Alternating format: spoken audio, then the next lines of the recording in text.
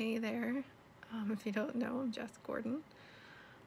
Some of you may know my chronic illness story and history and my upcoming surgery, which is scheduled for March 22nd, but some of you may not. So I'm just going to give you a brief summary about the past 7 years.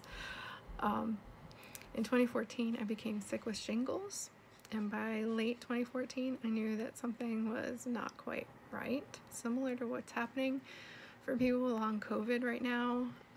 They just don't get better, and that's what happened to me. I bopped around from doc to doc for a while, and then finally by September of 2015, I was diagnosed with ME/CFS, or myalgic encephalomyelitis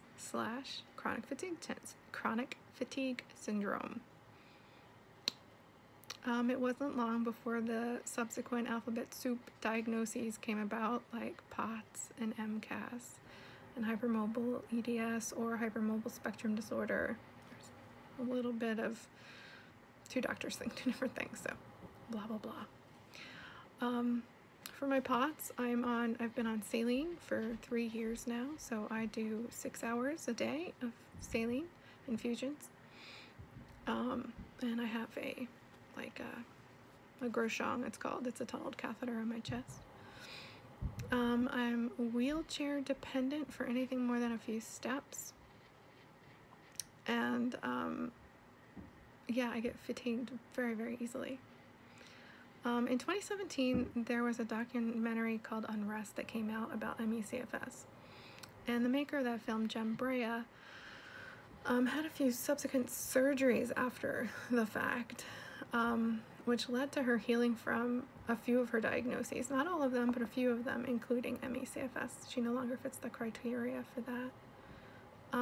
So a remission or a healing or whatever, she recovered.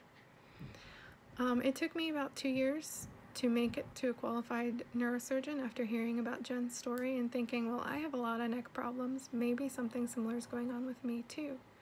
She had what was called craniocervical instability, or CCI, and that means that where the skull meets the spine, that junction is just a little unstable. Severe CCI usually leads to paralysis, but we're talking about different measurements that are used to determine whether or not people who actually aren't paralyzed all the time, who also have this diagnosis and who can benefit from a fusion. In September of 2020, I finally made it to one of those neurosurgeons, and I was diagnosed with CCI and recommended for surgery. A month later, I got a second opinion, and he also agreed that this would be a good decision to go ahead with surgery. Some of the benefits from the surgery I might expect after a lot of rehabilitation. So a lot of rehabilitation. Part of the problem right now is with post-exertional malaise, which is exertion intolerance. It's basically when you exercise or have any kind of mental exertion or emotional exertion, you can pay for that energetically a few days later. And that's what's called PEM. And that's what keeps you from being able to do any PT, because you wind up hurting yourself over and over and over again, and you can't find your special window. So it's really difficult. So I might get rid of PEM, and if that's possible, then rehabilitation is possible. I might be able to get rid of saline. I might be able to ditch the wheelchair for the most part, and walk more on my own. Like walking outside is something I miss so much. The surgery will be at MUSC in South Carolina, in Charleston. I'll be up there for 2 weeks. A supportive friend of mine, Karen Gibney, will come over and help, I should say, and then also come up to Charleston to come help me. Tracy Miller is going to be available around here, my BFF, for Everett, so thank God. Alex is just going to come for part of the time. And he's going to try to get back to Everett fairly quickly. He'll be there for the day of the surgery, and Karen will be there to help me afterwards.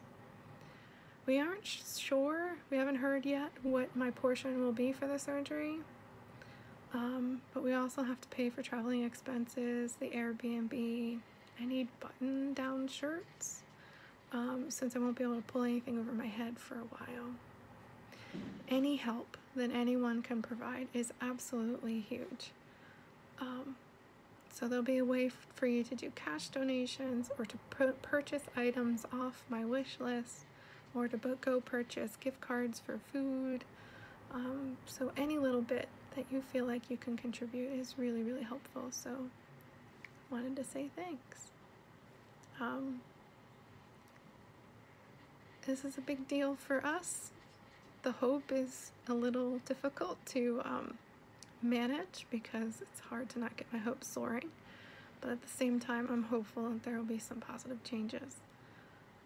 It's also considered an extremely painful surgery, so I'm keeping my fingers crossed that I will be able to handle the pain with some grace. And I look forward to seeing what might happen after surgery. Thank you again for being on this long journey with me, and for just having a desire to help out. Lots and lots of love. Thank you.